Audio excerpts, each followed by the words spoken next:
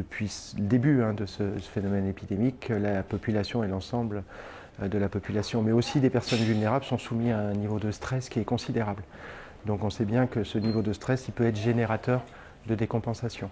On sait que ce stress chronique, il a favorisé la survenue de troubles anxieux, d'un niveau d'anxiété et d'insécurité des sujets.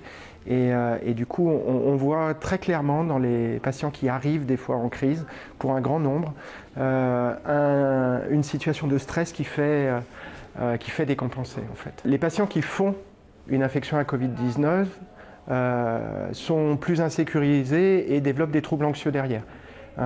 La peur de l'épidémie, la peur d'être infecté constitue une pensée qui est assez forte et qui est aussi favorisée par la recherche d'informations. On cherche de l'information pour se rassurer et en fait on fabrique de l'anxiété. Et cette anxiété, si on a une fragilité, si on est vulnérable, à un moment on développe un trouble anxieux. Les patients qui ont fait le Covid-19, on voit que aussi un certain nombre développent des troubles mentaux derrière, dépressifs ou anxieux.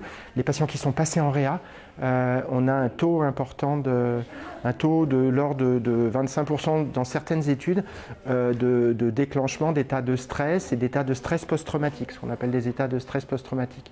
C'est finalement un climat de peur, d'insécurité, d'hypervigilance avec des cauchemars, des réminiscences d'épisodes qui se font suite à ce passage en réa. Par rapport à la crise suicidaire notamment, il faut vraiment que, c'est une accumulation de facteurs. Les personnes, ils entendent parler de l'infection, on en parle de partout, on a des changements de nos habitudes, on n'a plus les espaces pour pouvoir évacuer le stress, c'est le cas pour les professionnels en particulier, donc on n'a pas le temps de récupérer. On est enfermé devant un ordinateur toute la journée. On voit bien que c'est des changements du mode de vie. Et le changement du mode de vie, chez quelqu'un qui est un peu fragile, ça génère le développement potentiel de maladies anxieuses, éventuellement de maladies dépressives.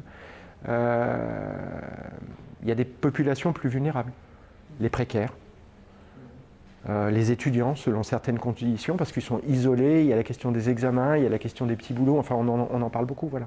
Il y a des populations vulnérables, il faut les repérer. Est-ce que c'est peut-être un phénomène durable ?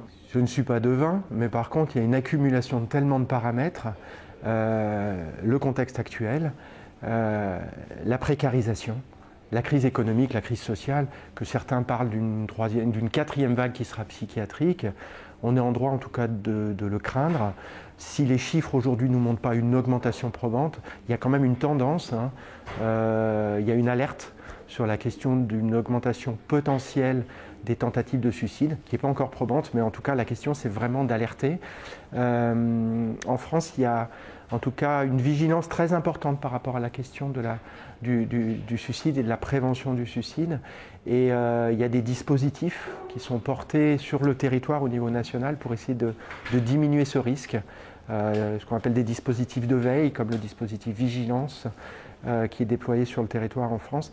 Tout ça, c'est des moyens d'essayer de diminuer en tout cas cet impact en termes de stress et du coup de déclenchement de maladies mentales qu'il faut repérer tôt pour les soigner rapidement, pour bien les soigner, de façon à éviter que le phénomène perdure. Ce qu'on peut craindre en tout cas, c'est que, étant donné